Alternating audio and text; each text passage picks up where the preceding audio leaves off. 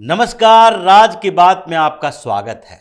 Supreme court, सरकार और विपक्ष, ये तीन ऐसी संस्थानें हैं जो कि अपने अपने स्तर पर काम करने की जिम्मेदारी सबके पास होती है। सरकार का काम शासन चलाना और विपक्ष का काम सरकार के कामों पर बैलेंस बनाए रखना होता है। लेकिन सुप्रीम कोर्ट का काम न्यायपालिका को देखना, न्याय व्यवस्था को सुनिश्चित करना होता है। लेकिन जब सरकार के कामों पर अंकुश लगाने के लिए सुप्रीम कोर्ट सामने आए और विपक्ष के साथ साठगांठ करने के सबूत मिलने लगे, तो उसके बाद सुप्रीम कोर्ट के जजों के ऊपर भी एक्शन की तैयारी करनी चाहिए। सुप्रीम कोर्ट के चीफ जस्टिस डीवाई चंद्रचूड़ ने जिस तरीके से सुओ मोटो का इस्तेमाल किया, यानी कि सुप्रीम कोर्ट के पास, न्यायपालिका के पास एक ताकत है सुओ मोटो, यानी स्वतः संज्ञान लेने की। कोई मामला हो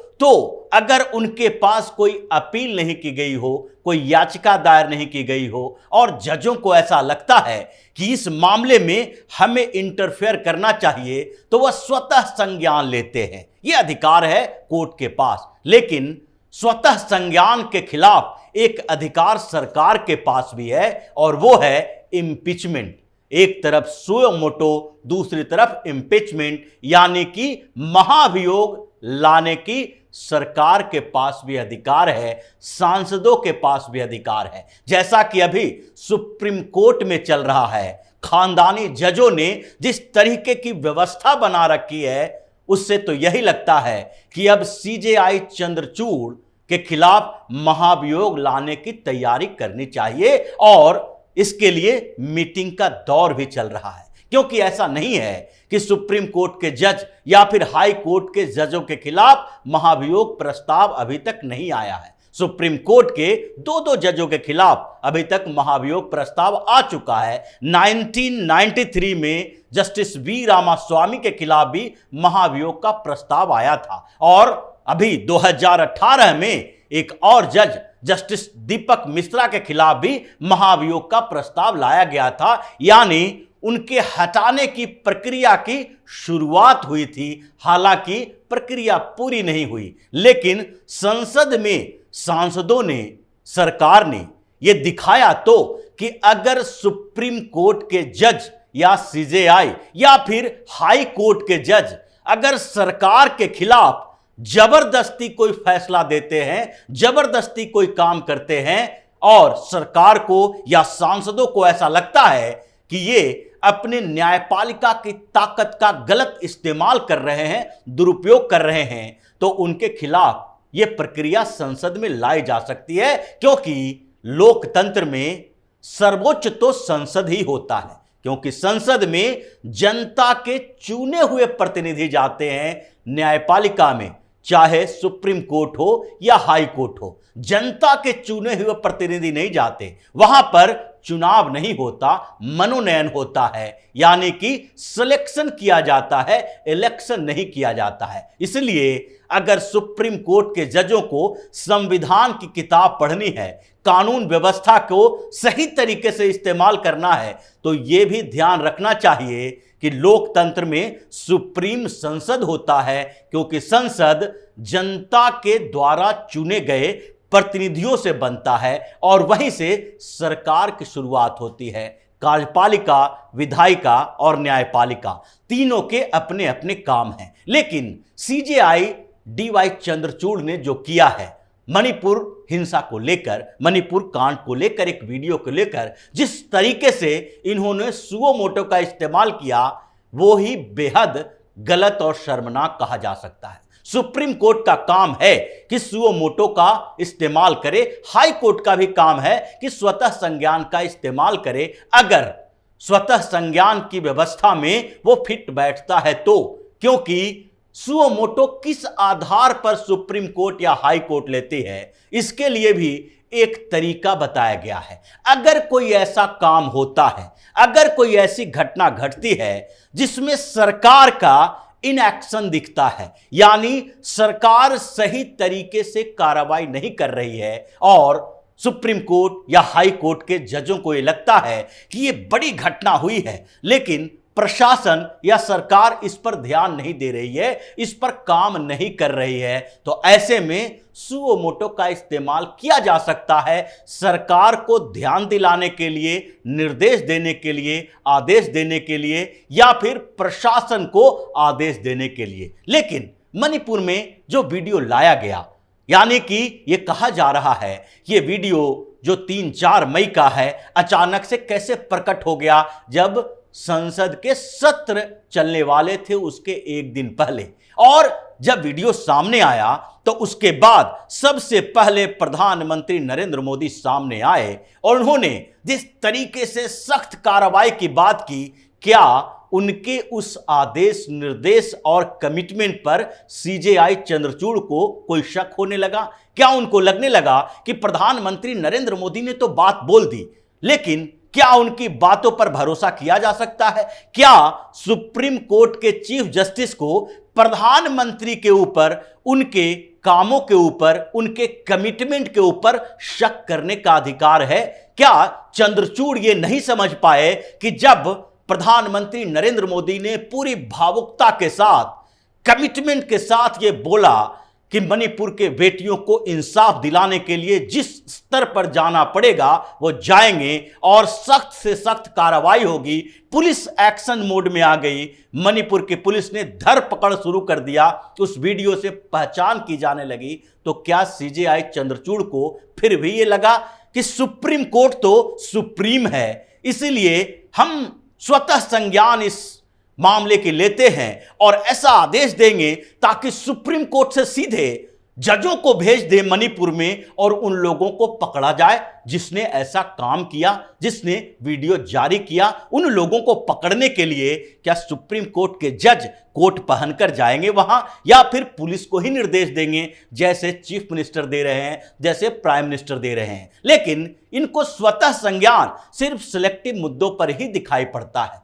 स्वतः संज्ञान लेने के लिए सुप्रीम कोर्ट के चीफ जस्टिस ये नहीं सोचते हैं कि हमारे यहां जो 78,000 से ज्यादा मामले लंबित पड़े हुए हैं और राहुल गांधी अगर मामला लेकर आएंगे सुनवाई होगी, अगर तीस्ता सितलवाड़ मामला लेकर आएंगे सुनवाई होगी, अगर पवन खेड़ा जमानत के लिए आएंगे सुनवाई होगी, ऐसे कई लोग आएंगे तो उसकी तत्काल सुनवाई होगी। लेकिन 78,000 से ज्यादा जो मामले लंबित पड़े हुए हैं उस पर स्वतः संज्ञान नहीं लेंगे, उस पर सीजेआई की नजर नहीं जाएगी कि हम इसके ऊपर ध्यान दें कि सुप्रीम कोर्ट में फटाफट व्यवस्था कैसे हो। इस पर ध्यान नहीं जाएगा कि सुप्रीम कोर्ट की जो पीठ है वो अलग अलग जगहों पर भी होना चाहिए। क्या कभी सीजेआई ने यह बताया कि सुप्रीम कोर्ट के नॉर्थ में, साउथ में, ईस्ट में, वेस्ट में एक एक बेंच बिठाया जाए?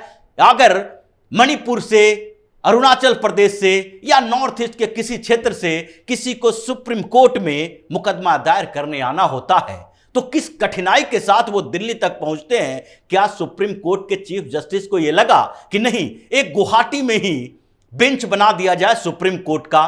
क्यों नहीं साउथ में एक बेंच बना दिया जाए सुप्रीम कोर्ट का, ईस्ट वेस्ट में भी एक एक बेंच हो, सुप्रीम कोर्ट के बेंच बनाओ? क्यों सारे जजों को दिल्ली में ही इकट्ठा करके रखे रहते हो और यहां पर छुट्टियों का इस्तेमाल भी उसी तरीके से करते हो? यानी कभी सीजेआई ने यह सोचा कि सुप्रीम कोर्ट के जजों को जो पूरे साल में 3 महीना से ज्यादा छुट्टियां मिलती है, गर्मी की छुट्टी इन्हें मिलेगी, क्योंकि गर्मी की छुट्टी की व्यवस्था तो हिंदुस्तान में सिर्फ बच्चों वाले स्कूलों में ही है, क्योंकि उन्हें दिक्कत होती है आने जाने में। उसके अलावा हिंदुस्तान के किसी भी संवैधानिक इकाई, कोई भी ऑफिस गर्मी की छुट्टी नहीं लेता है कोर्ट के अलावा। यानी सुप्रीम कोर्ट, हाई कोर्ट में गर्मी की छुट्टी होगी, एक एक 1.5 महीना ये अय्यासी करने के लिए अच्छे अच्छे जगहों पर जाएंगे और उसके बाद इनके लिए हर चीज के लिए 15-15 दिन, 10-10 दिन की छुट्टी होगी,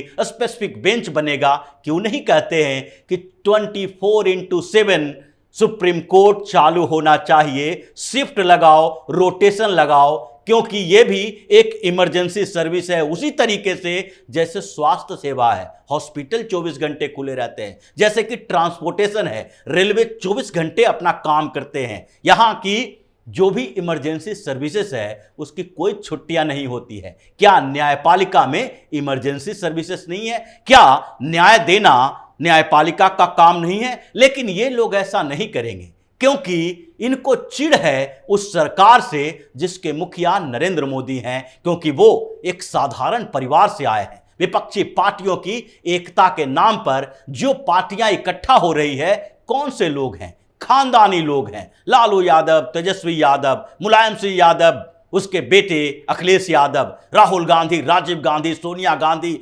इंदिरा गांधी, कितने नाम ऐसे गिनाए जाएं, चाहे M.K. स्टालिन, करुणानिधि, ये सारे के सारे चारों तरफ से नाम हों, जो भी नाम दिखाई पड़ेंगे वो दो दो पीढ़ियों, तीन तीन पीढ़ियों से इस राजनीतिक व्यवस्था का फायदा उठा रहे हैं, मजा ले रहे हैं। लेकिन इसी खानदानी लोगों के बीच राजनीति में एक ऐसा व्यक्ति उभरा नरेंद्र मोदी के रूप में, जो कि साधारण परिवार से आकर पूरे सिस्टम को चैलेंज करने के लिए तैयार हैं, पूरी व्यवस्था को चुनौती दे रहे हैं। और ये जो कि सुप्रीम कोर्ट में बैठे हुए जज हैं, ये भी तो उसी खानदानी राजनेताओं की तरह खानदानी जज हैं। एक नहीं, अगर गिनती करना शुरू करेंगे तो CJI DY चंद्रचूड़, जिनके पिता YV चंद्रचूड़ सुप्रीम कोर्ट के चीफ जस्टिस रह चुके हैं, जस्टिस संजीव खन्ना, उनके पिता देवराज खन्ना दिल्ली हाई कोर्ट के जज रह चुके हैं, जस्टिस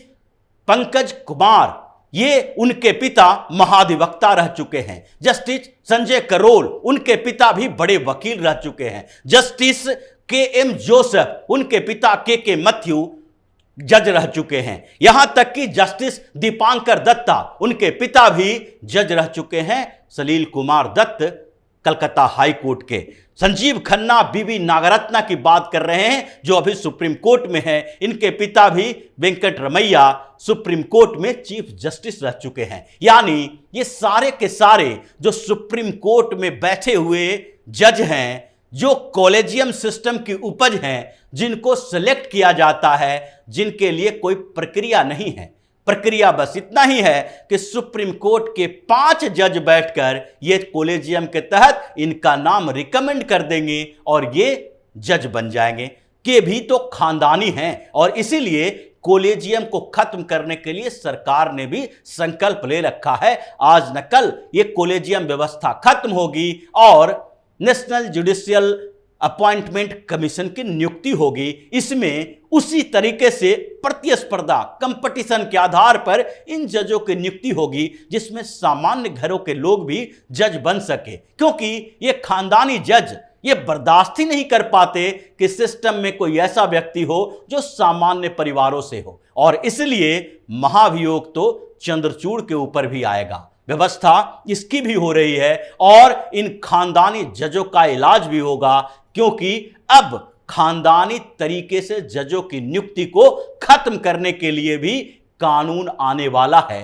कॉलेजियम व्यवस्था खत्म होगा, NJAC लागू होगा और सुप्रीम कोर्ट जो इस बीच अपने आप को सुप्रीम पावर समझ के रखा है, इनमें अब इतना सुधार होने वाला है कि हो सकता है कि विपक्षी पार्टियां इसके खिलाफ इजराइल की तरह सड़कों पर उतरे, हंगामा करे और यह कोशिश करे कि सुप्रीम कोर्ट में बड़े बदलाव की तैयारी सरकार इसलिए कर रही है क्योंकि सरकार को सुप्रीम कोर्ट से खतरा है। खतरा तो है क्योंकि सरकार को नहीं, एक विशेष वर्ग के आधार पर, एक विशेष वर्ग समूह के लोगों को के इशारे पर सुप्रीम कोर्ट काम कर रहा है और इसलिए इसके खिलाफ सुधार की प्रक्रिया शुरू होना जरूरी है। और अब बैठकों का दौर चल रहा है, मोदी शाह की बैठकें हुई है और इस पर कई बार विचार किए जा रहे हैं कि क्या सुप्रीम कोर्ट के जज बेलगाम ही होते रहेंगे, इनकी कोई सीमा नहीं है, सीमा निर्धारण हो, लक्ष्मण रेखा खींचो